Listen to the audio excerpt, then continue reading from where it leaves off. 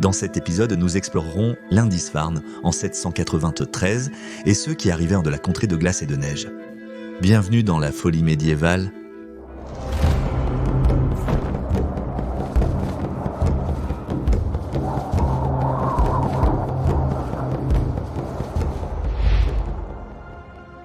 Les premiers mois de l'année 793 furent une période inquiétante pour le nord de l'Angleterre. De grands présages de catastrophes imminentes furent observés dans les cieux. À Lindisfarne, les moines durent interrompre leur prière du soir lorsqu'un spectacle étonnant fut observé dans le ciel nocturne. On aurait vu des dragons de feu voler dans les airs, suivis d'éclairs qui ondulaient en d'immenses arcs avant de transpercer le sol avec d'énormes fourches. Quelques semaines plus tard, les dragons revinrent, mais cette fois-ci, ils ornèrent la proue des dracars vikings, marquant le début d'une ère de grande violence et de sang versé. Il semble étrange que tout cela ait commencé sur l'île sacrée et sainte de Lindisfarne. Ce n'était pas leur première attaque, les hommes du Nord pillaient dans leurs propres terres depuis des années et avaient déjà mené de petites incursions en Angleterre avant l'attaque de Lindisfarne.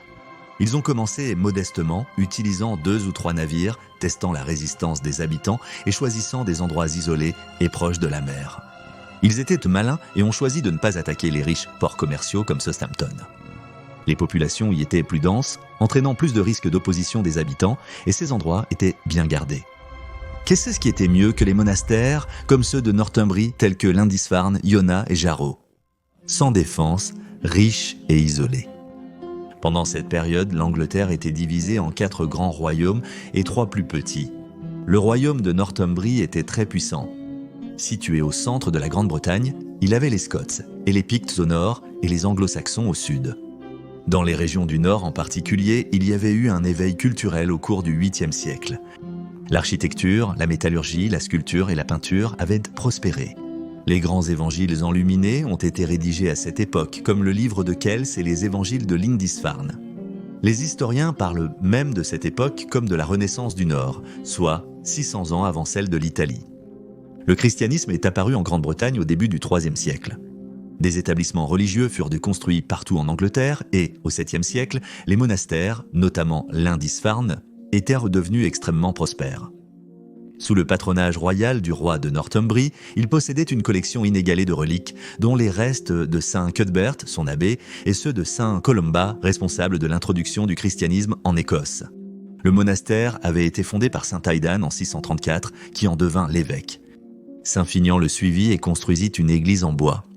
Avec toute cette riche histoire religieuse, l'île est devenue un important lieu de pèlerinage.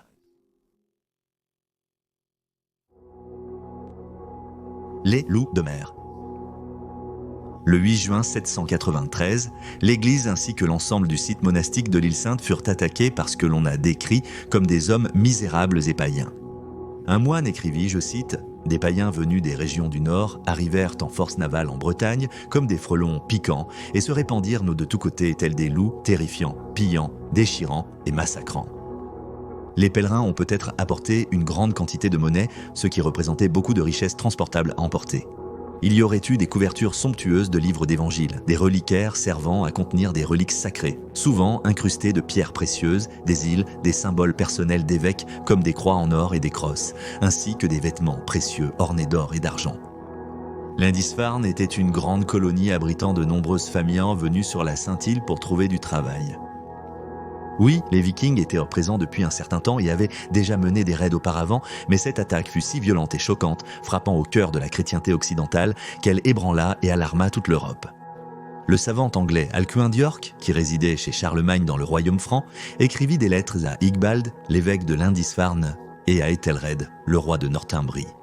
Il considérait cet événement comme une catastrophe sans précédent, disant « Jamais une telle terreur n'est apparue en Bretagne comme celle que nous venons de subir de la part d'un peuple païen. Les païens ont répandu le sang des saints autour de l'autel et ont piétiné les corps des saints dans le temple de Dieu comme du fumier dans les rues. Voici l'église de saint Cuthbert éclaboussée du sang des prêtres de Dieu, dépouillée de tous ses ornements. Un lieu plus vénérable de toute la Bretagne est livré en proie au peuple païen. Arrivant sur la plage, vêtus de ces peaux d'ours et de loups, avec leurs longs cheveux et barbes, leurs longues épées et haches couvertes d'étranges symboles runiques, les Vikings devaient en être un spectacle terrifiant. Déferlant sur la colonie, ils prirent tout ce qu'ils pouvaient emporter. Ils déchirèrent les reliquaires et jetèrent leur contenu à terre. Ils brisèrent les autels et arrachèrent toutes les tapisseries qui ornèrent les murs de la chapelle. Ils ont tué certains des frères. Ils ont été massacrés ou traînés sur la plage et noyés dans la mer. Ils ont chassé d'autres moines nus et ont même emmené certaines personnes avec eux comme esclaves. Il convient de noter que toutes les preuves disponibles concernant le raid de ce jour-là proviennent de sources historiques. Il n'existe aucune preuve archéologique que l'attaque ait eu lieu. Bien qu'avant que les Vikings ne deviennent une civilisation, ils n'avaient pas d'histoire écrite ni de littérature, ce qui signifie que toutes nos informations contemporaines concernant les Vikings proviennent de sources extérieures à leur société.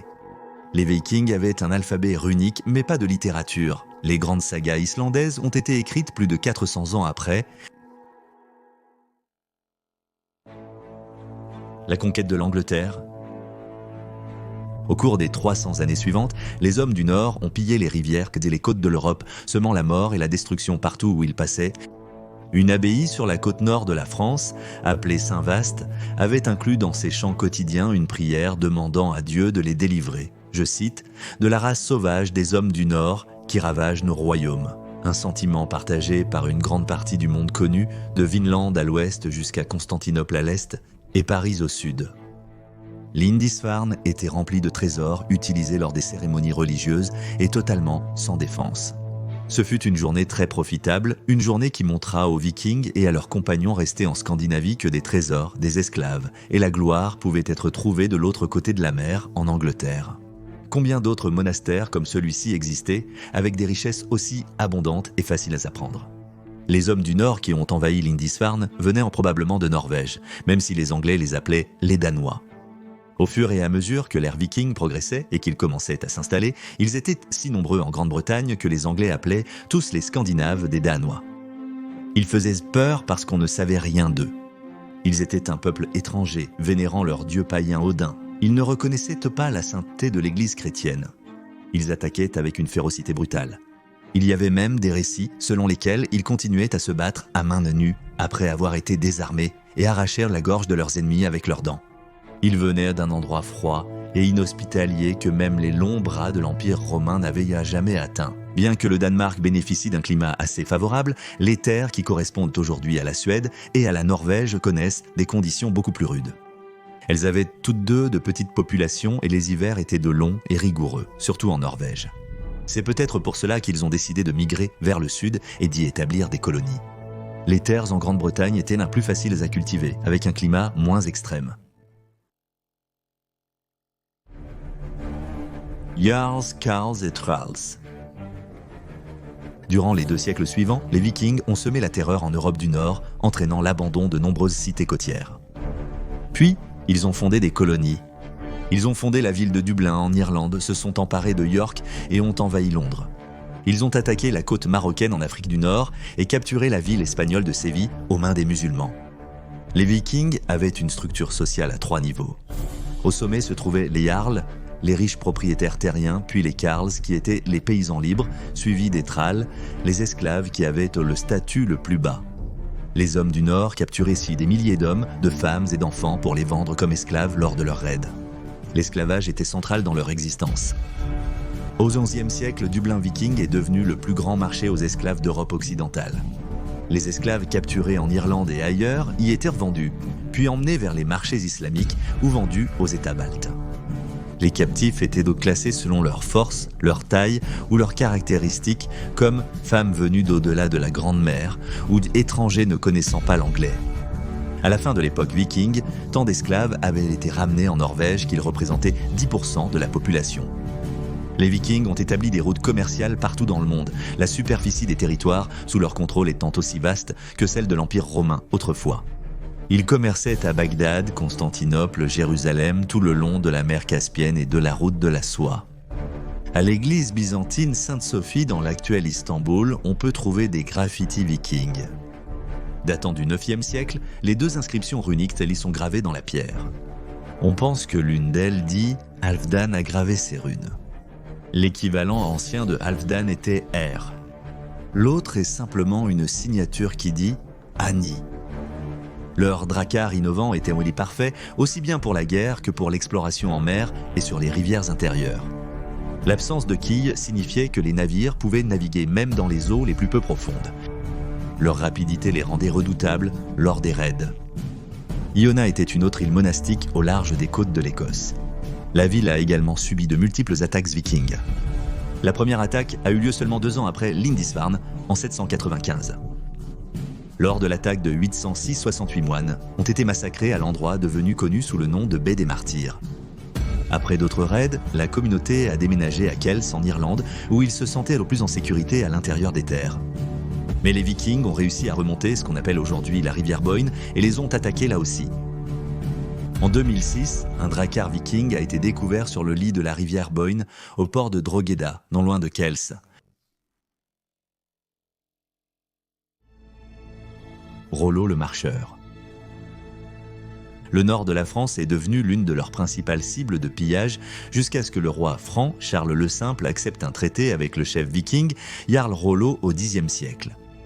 Connu sous le nom de Rollo le Marcheur, on disait qu'il était d'une telle carrure que les chevaux ne pouvaient pas le porter, alors il devait se déplacer partout à pied. Rollo et son peuple ont reçu la ville de Rouen et les terres environnantes. Cette région a été nommée Normandie, signifiant « homme du Nord ». Le descendant de Rollo, Guillaume, le duc de Normandie, a vaincu Harold Godwinson, le dernier des rois anglo-saxons, à la bataille d'Hastings en 1066 et est devenu Guillaume Ier d'Angleterre. L'époque viking sembla s'achever aussi vite qu'elle avait débuté. L'Europe avait des défenses plus solides et des gouvernements plus centralisés. Des monastères autrefois facilement attaqués s'étaient déplacés à l'intérieur des terres, loin des rivières.